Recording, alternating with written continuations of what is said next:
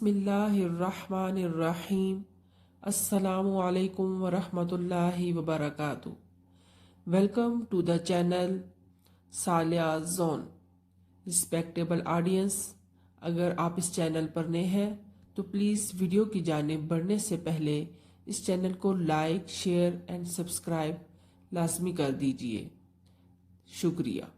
बिस्मिल्लाहिर्रहमानिर्रहीम। तकरीर इकबाल डे पर पार्ट 1। लिया जाएगा काम तुझसे दुनिया की इमामत का। मोहतरमा हेडमिस्ट्रेस साहिबा, मोअज़्ज़िज़ मेहमानाने गरामी और मेरे हमजमात साथियों, अस्सलामु अलैकुम वरहमतुल्लाहि वबरकातुह। जनाब सदर, आज मेरा मौज़ूए सुखन शायर मशरिक़ अल्लामा मोहम्मद इकबाल के खूबसूरत शेर का दूसरा मिसरा है। लिया जाएगा काम तुझसे दुनिया की इमामत का।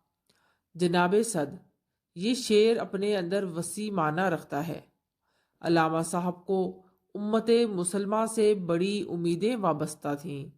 मुसलमानों स्पेशल नौजवानों से उन्हें बेपनाह उम्मीदें थीं। जनाब आली, अगर ये कहा जाए कि अल्लामा साहब की शायरी कुरान पाक की तफसीर है तो ये गलत ना होगा। जनाब सद, कुरान पाक हमें बताता है कि अल्लाह ने इंसान को दुनिया में अपना खलीफा बनाकर भेजा है। इंसान दुनिया में अल्लाह के अहकाम और उसकी हुक्मरानी का अमीन है। जनाब सद, इकबाल के ख्याल में कौम के नौजवान की ये जिम्मेदारी है कि वो अपने अंदर ऐसी सिफात पैदा करें कि वो खलीफातुल्लाह का मनसब हासिल कर सके। और जब इंसान अपने आप को अल्लाह के हुक्म के ताबे कर लेता है तो दुनिया की शानो शौकत को पाँव की ठोकर पर रख सकता है और नौजवानों में वो जज्बा उभरता है जिससे उनके अज़ाइम आसमानों पर कमंदे डाल देते हैं और आसमान की बुलंदियां ज़मीन बोस हो जाती हैं। जनाब आली, इकबाल साहब के पेश नज़र मुसलमानों का ताबनाक माजी है। मुसलमानों ने अरब से निकलकर अजम पर हुकूमत की। अफ्रीका और यूरोप तक मुसलमानों के नाम का डंका बजता था।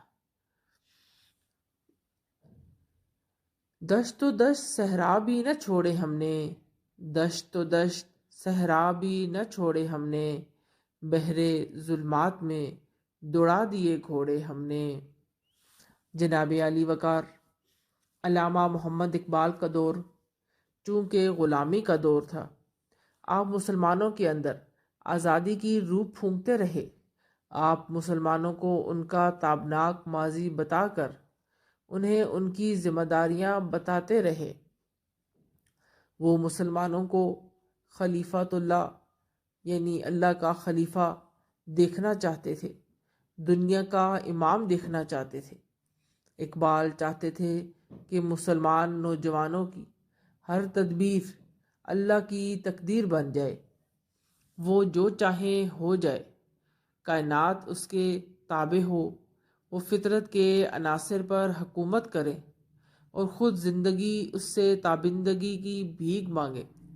और ये तभी मुमकिन है कि जब वो ख़ुद खालिक़े कायनात के ताबे हो जाएं, उसके अंदर गैरत हो, खुदी हो, उसका सर अल्लाह के अलावा किसी और के सामने न झुके।